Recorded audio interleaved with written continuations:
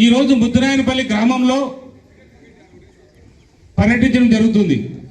ఇదే ముద్దురాయనపల్లి గ్రామానికి వచ్చినప్పుడు చాలామంది తల్లులంతా వచ్చి నా దగ్గరికి, ముఖ్యంగా అక్కడ మసీద్ దగ్గర స్కూల్ దగ్గర మొత్తం చాలామంది ఆడవాళ్ళు వచ్చి, నాయనా మాకు ఏం అవసరం లేదు, మాకు ఈ గ్రామానికి ఒక రోడ్డు వేస్తే చాలా రుణపడి ఉంటాం, ఆ రోడ్డు వేసి ఏర్పాటు చేయండి అని చెప్పి కూడా ఆ రోజు అందరూ కూడా అడగడం చెప్పాను.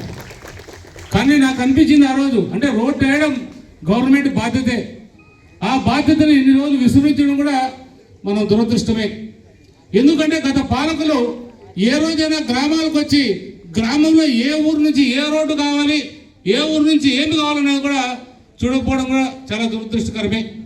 మనకు ఆనాటి మంత్రిగా ఉన్నారు ఉషశ్రీ చరణ్ గారు, ఏ రోజు కూడా మన ప్రాంతాల వైపు చూడలే, ఏ పల్లెకు రాలే, ఏ తల్లిదండ్రులు కలవలే, ఏ విద్యార్థులతో కూడా మాట్లాడలే, ఏ స్కూల్కి వచ్చి ఏమీ చేయలే. కానీ ఆమె ఉన్న 25 మంత్రులు ఆమె కూడా ఒక మంత్రి, ఉన్నతమైన పదవుల్లో ఉంది, ఎన్నో రకాలుగా కూడా అభివృద్ధి కార్యక్రమాల కోసం నిధులు తీసుకొచ్చే కెపాసిటీ ఉన్న ఉషశ్రీ చరణ్ గారు ఏ రోజు కూడా ఈ ప్రాంతం గురించి పట్టించుకోలే.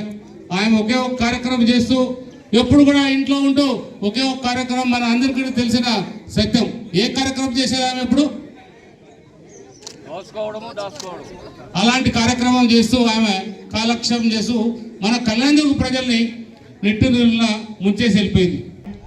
ఈ ప్రాంతంలో ముద్దునాయనపల్లి గ్రామానికి ఖచ్చితంగా నీళ్ళు తీసుకురావాల్సిన అవసరం ఉంది. ప్రతి ఒక్క రైతు కుటుంబాల్లో ప్రతి ఒక్క రైతులు కూడా కళ్ళలో నీళ్ళు వచ్చినప్పుడు వాళ్ళ ఆనందం కూడా చూస్తారు. ప్రతి ఒక్క తల్లి ఇంకా కూడా వాళ్ళ పిల్లలు ఇంకా కూడా చదువుల్లో కూడా ముందుకు తీసుకుపోయేదానికి వాళ్ళ తల్లిదండ్రులు సహకరిస్తారు.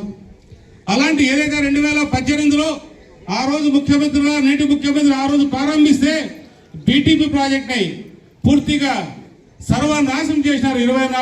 19 నుంచి 24 వరకు మనం 2.5 సంవత్సరంలో నీళ్ళు వేస్తామంటున్నారు, ఎందుకు నీళ్ళు తేలేదంటున్నారు. అయ్యా నాయన 2.5 సంవత్సరం కాదు, మీరు 5 ఏళ్ళు వృధా చేశారు. 5 ఏళ్ళు ప్లస్ ముందు ఒక సంవత్సరం 6 ఏళ్ళు పోయింది, తర్వాత 2 ఏళ్ళు పోవడానికి కారణం మీరే. 2 ఏళ్ళు పోవడానికి కారణం మీరే. 7 ఏళ్ళు పూర్తిగా ఇక్కడ రైతులకు నీరు లేకుండా చేసిన గొప్ప, అంటే ఆ రైతులను కూడా పూర్తి సర్వనాశనం చేసిన ఘనత కూడా మీకే కూడా దక్కుతుందనే విషయం కూడా తెలుసుకోవాలి. 114 చెరువులు ఏవో ప్రకటించమని చెప్తాం. నాయన ఖచ్చితంగా మీరు వస్తే ప్రతి ఒక్క వ్యక్తికి ప్రతి ఒక్క రైతుకు కూడా 114 చెరువులు కాదు 140 చెరువులు, ఆ 140 చెరువులు కాదు ఇంకా 50 చెరువులు యాడ్ చేసి 190 చెరువులు కూడా నీళ్లు తెచ్చే కార్యక్రమం మేము శ్రీకారం చుట్టాం. ప్రాంతంలో మనకు అతి దగ్గరగా ముద్దురాయనపల్లికున్న దగ్గరగా ఉన్న తిమ్మసముద్రంలో కూడా మీరు అనుకుంటున్నట్టు 11,000 ఎకరాల్లో కాదు మనకి ఇండస్ట్రియల్ లేఅవుట్ వస్తున్నది. 4,200 ఎకరాల్లో అక్కడ ఇండస్ట్రియల్ లేఅవుట్ వస్తుంది. మేనమామ రూపంలో వచ్చి ప్రజలకు చాలా మోసం చేశాడు. నేను మేనమామని అని చెప్పి, అమ్మఒడి అని చెప్పి ఇంట్లో కుటుంబానికి డబ్బు వేశాడు. అంటే ఒక అమ్మఒడి రూపంలో ఒక బిడ్డకు డబ్బేస్తే ఇప్పుడు 5 మంది బిడ్డలు ఆ తల్లి తీసుకొచ్చింది. మిగిలిన 4 మంది బిడ్డలను ఏం చేయాలి అంటే వాళ్ళు చదివించుకోవద్దా?